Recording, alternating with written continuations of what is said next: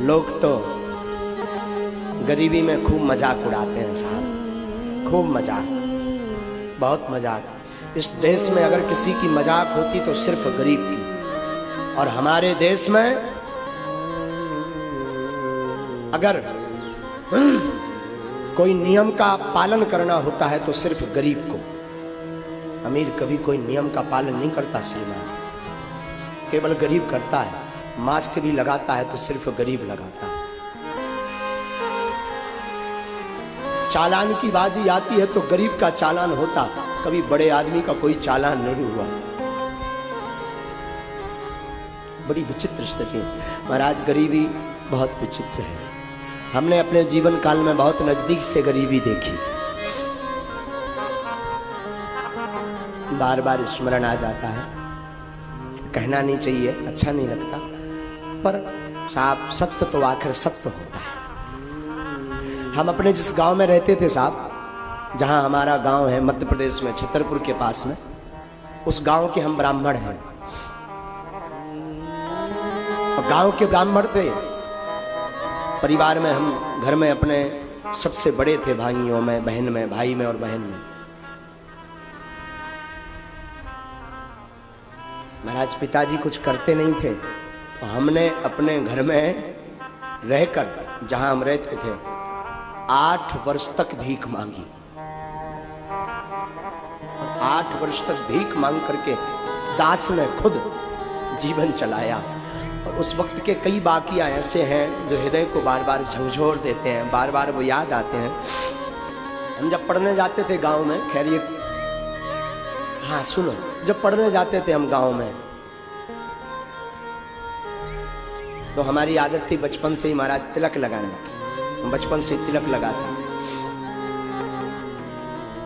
तो सरकारी स्कूल में पढ़ते थे, क्योंकि पैसा तो था नहीं, भीख मांग करके भोजन करते थे। माता पिताजी भी थे, भीख मांग करके अपना परिवार चला। स्कूल में पढ़ने जाते थे, हमें बार बार स्मरण है, स्कूल में जब हम पढ़ने जाते थे तो छोटे छोटे जो हमारे मित्र थे, बच्चे,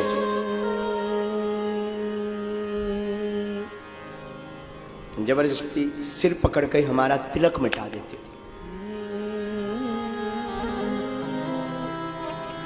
जबरदस्ती इसलिए मिटा देते थे, हम इसलिए विरोध नहीं कर पाते थे क्योंकि हम गरीब घर से थे। कोई जब उत्सव होता था 26 जनवरी या 15 अगस्त, तो सबके नए नए कपड़े होते थे। हमारा सिर्फ एक ही कपड़ा होता था, एक कुर्ता, एक पजामा।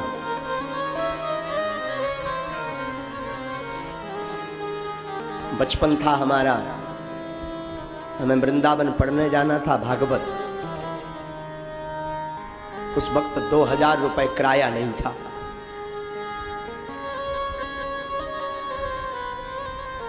तो हमने सोचा कि उधार मांग लिया जाए। तो जो गांव के लोग थे, हमने उन सबको उधार मांगा कि हमें वृंदावन जाना है,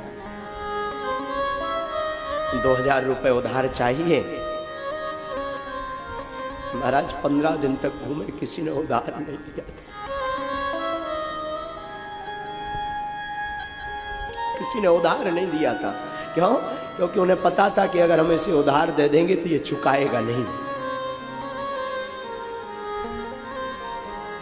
कार्ड, शादियों के कार्ड जो होते ना, कार्ड में पूरे परिवार का नाम आता था, सिर्फ हमारे पिताजी का नाम नहीं आता।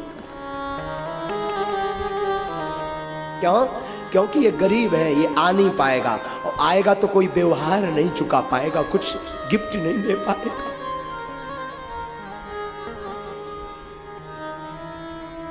महाराज फिर हम अंत तो गत्वा वृंदावन जा ही नहीं पाए।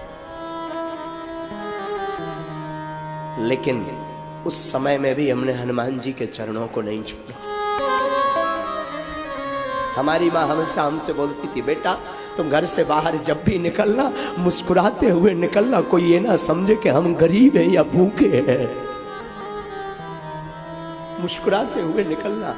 साहब ये दास अगर बैठा है तो अपनी माँ के कारण बैठा है। मेरी माँ ने मुझे जीवन में बहुत कुछ सिखाया। मेरी माँ बोलती थी, बेटा जब भी घर से बाहर निकलना मुस्कुराते हुए निकलना, कोई ये ना समझ पाए गरीब है और भगवान तुम्हारा कोई नहीं, सिर्फ भगवान है। और साहब ये बात माँ ने बार बार हमारी बुद्धि में रखी। उसका परिणाम है कि एक दिन हनुमान जी ने भी हमारा हाथ पकड़ लिया। वो दिन है कि आज का दिन है साहब। मैं अपनी आप बीती बताता हूं, 4-4, 5-5 दिन तक पार्ले जी, उस जमाने में 1 रुपए का आता था, छोटा पैकेट पार्ले जी, 1-1 रुपए का पार्ले जी खा खा करके पेट भरा हमने। 1-1 रुपए का। उस वक्त कोई उधार नहीं देता। भिक्षा में, ब्राह्मण का काम भिक्षा मांगना है साहब, बुराई नहीं थी। ब्राह्मण का तो काम है भिक्षा मांगना। हम अपना कर्तव्य करते थे, कर्म करते थे। लेकिन मैं लोगों की मानसिकता बता रहा हूं। उस जमाने में जब भिक्षा मांगने जाता था तब लोग ताने देते थे, फिर आ गए साहब। लेकिन मैं प्रार्थना करूं, जिसका कोई नहीं होता उसका परमात्मा होता है।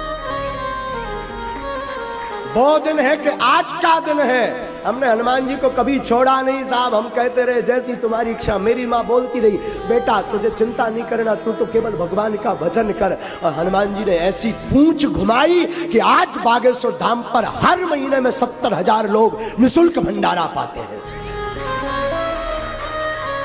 उसी वक्त हमारे दिल में बैठ गया था कि अगर हनुमान जी ने हम पर कृपा की और शायद 2 रुपए भी मेरी जेब में आए तो मैं गरीबों को भोजन करवाऊंगा।